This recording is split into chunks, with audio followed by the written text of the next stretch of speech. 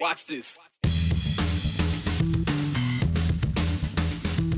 We're going to do it our Idaho way, and which might look a little different than what you've seen in others, other states or other examples, but I think we're going to do what's best for the state.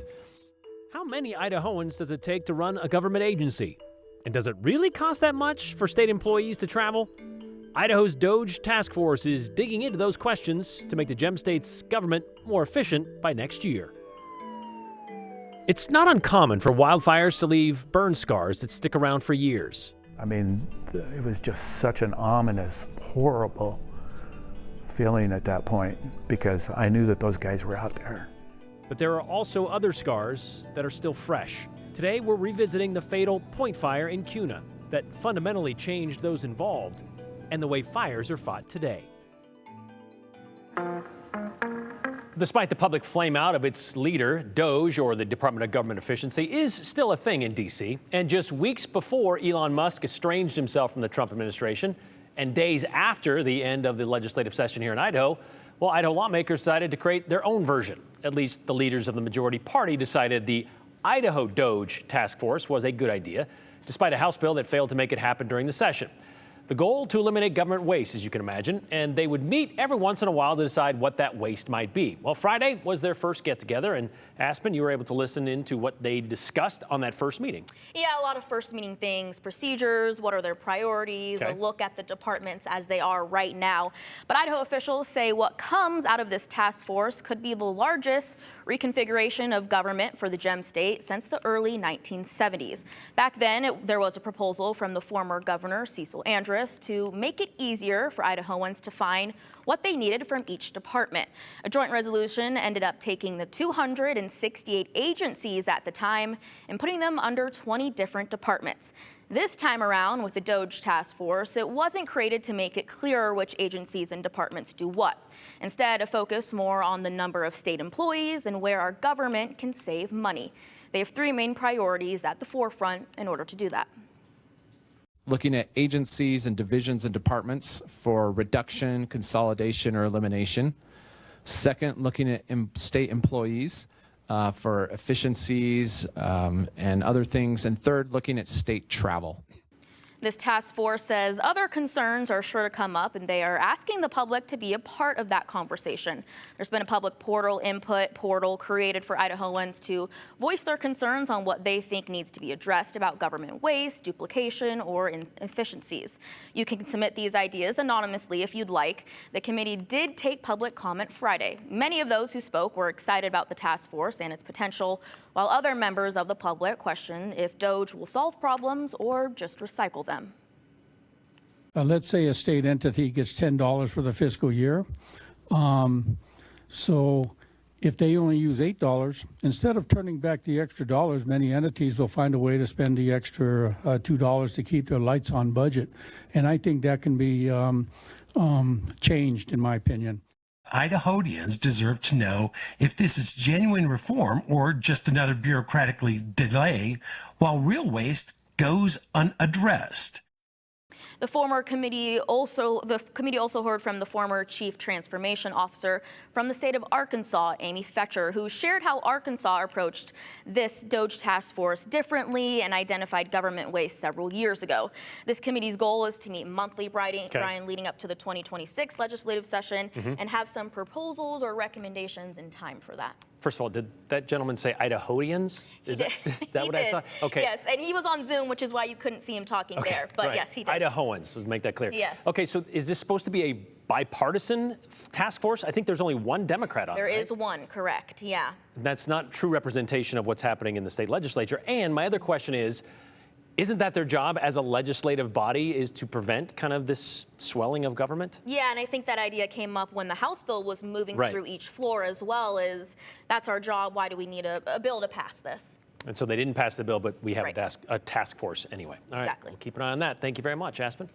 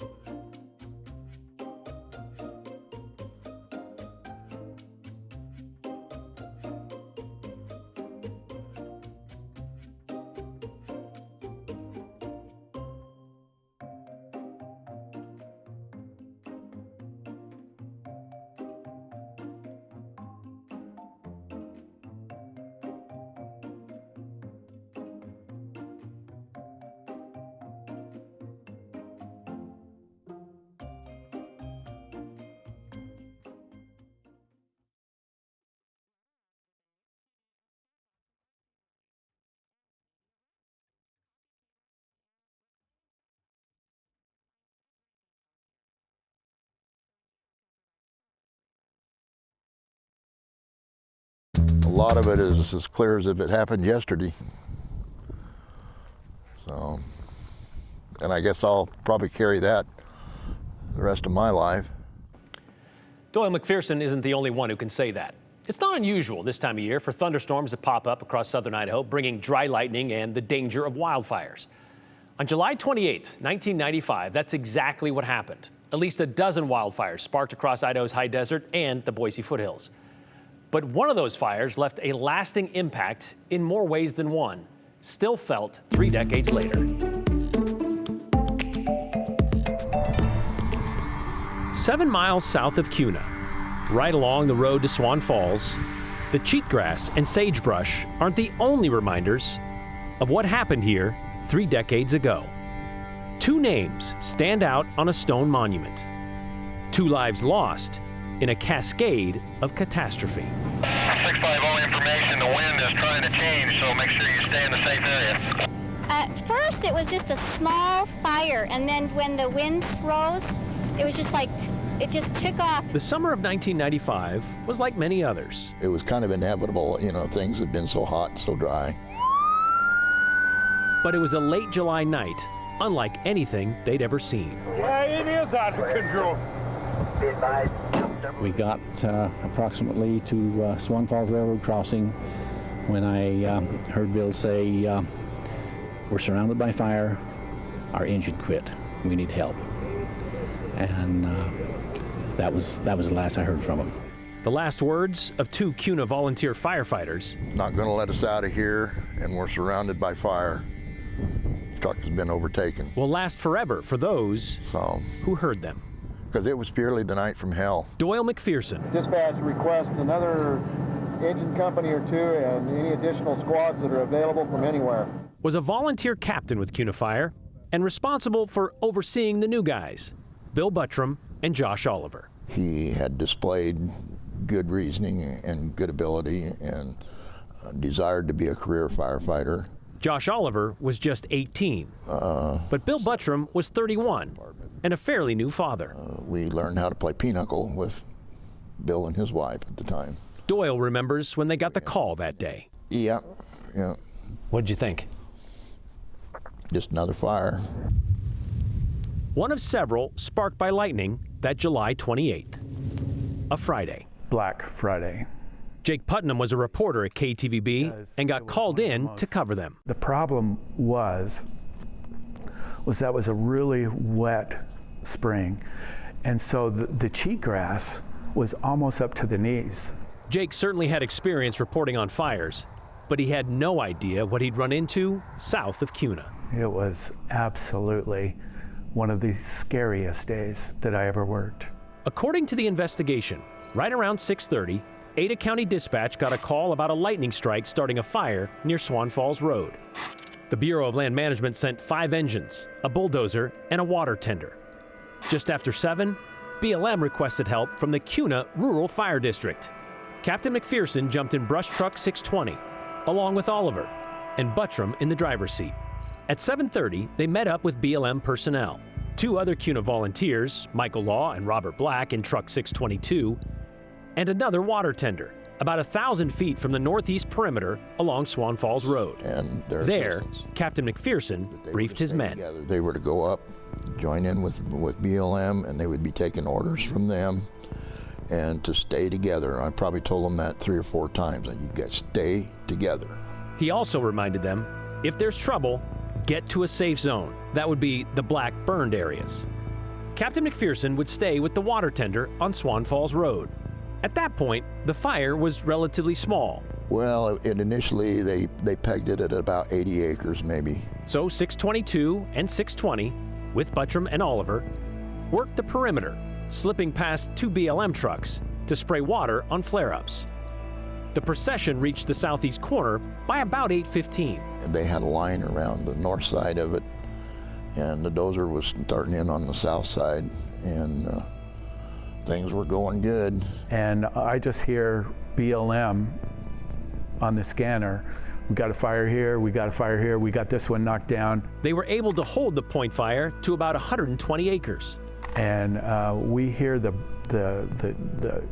CUNA guys on their brush truck talking back and forth, and one of them said, okay, we just about got this corner. Right about the time CUNA's trucks 620 and 622 were backtracking, the National Weather Service issued a red flag warning, meaning more dry lightning and strong winds were headed their way. Word spread to the crews listening on the BLM radio channel. At 8:24, Buttram radioed McPherson on the CUNA channel, asking if Oliver could get some practice driving since, well, things seemed under control. Captain McPherson said no, so Buttram and Oliver continued on to the western edge. But by then, truck 622 had run out of water, so it headed back to the tender on Swan Falls Road to refill. It was believed Buttram and Oliver in truck 620 would follow, but they didn't. And I seen the first unit coming out, and I looked and I didn't see the other one, and I asked the first guys, I said, where's the other guys? Oh, they're coming. No, that's not what I said. So I kind of walked down the road, and the wind in the meantime had picked up, and dust was starting to blow, and I looked out across that fire line, and I'm thinking, boy, I hope they got a good knockdown along that edge, because this could restart just real easily. Captain McPherson continued north along Swan Falls Road, and he saw Buttram and Oliver driving his direction across the burned area. And I will never forget,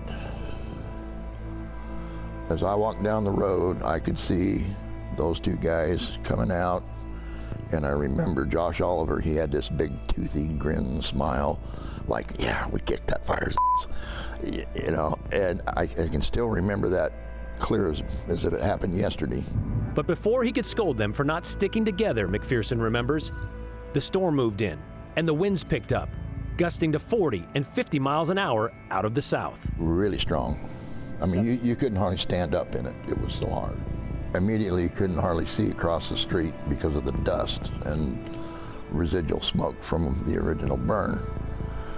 But, you know, then all of a sudden you can see the flame out there, and you know, oh no, this is not good. The fire blew up and escaped the northern perimeter. When I saw the wind blow, I thought, we're in a lot of trouble here. Nearby, Jake and his photographer were trying to get video of another fire.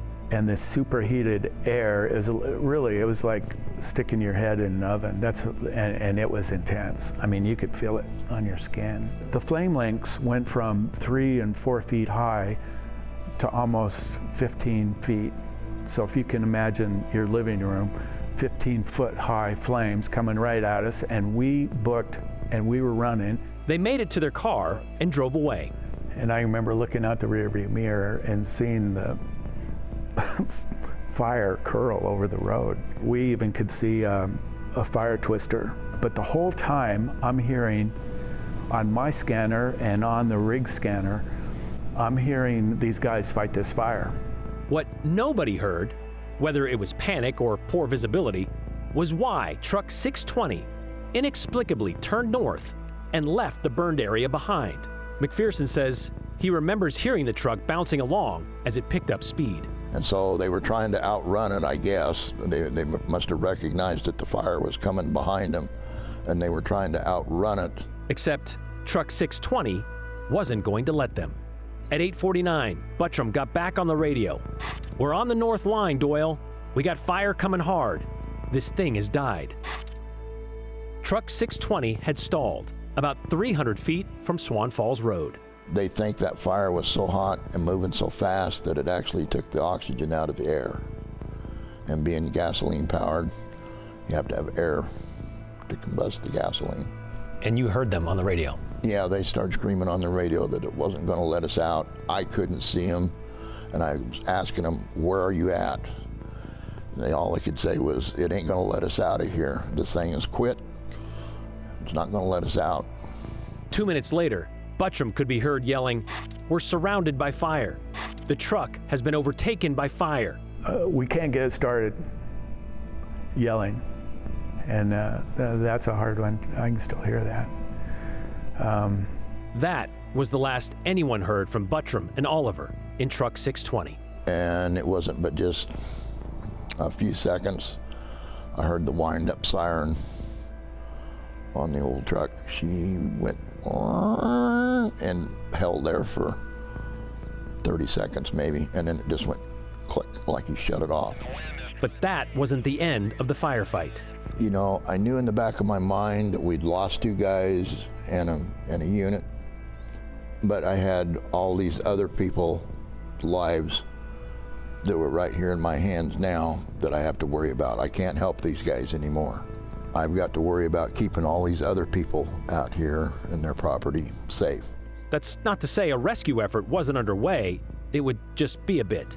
By 9:21, CUNA Fire Captain Joe Steer made it to Truck 620, and it was still on fire. And Captain Steer radioed back. He says, "I've located the 2 firefighters," and I said, "Status?" And he said, "In it." You know, ever have your heart feel like it was up here? That's what that moment felt like. In just 4 minutes' time, the point fire went from mop-up duty to fatal. News of the tragedy traveled fast. At the CUNA fire station, the mood was quiet, reverent, even stunned. And the whole mood of the whole place collapsed. It's tough. Yeah. But for many, there was no time to reflect. Fire bosses used every resource they had, but it still wasn't enough. By Saturday, 10,000 acres had burned. We literally chased it till it ran out of something to burn. We have come today to celebrate the lives and the victories of 2 men. The funeral for Bill Buttram and Josh Oliver would follow a few days later, but so would the fallout. CUNA Fire Chief Richard Cromwell would lose his job that November. And the next day, commissioners would admit it was because of what happened that night in July. However, the tragedy would also lead to other changes. Better communication, better equipment, and better training would be the professional legacy of the Point Fire. Just the wall of fire that hit them, you know, was just unimaginable. But the personal one may be just as significant. It was a waste of life. Total waste. But if I told them guys once, I told them 4 times, stay together. And they didn't. It was too bad. It just shouldn't have happened.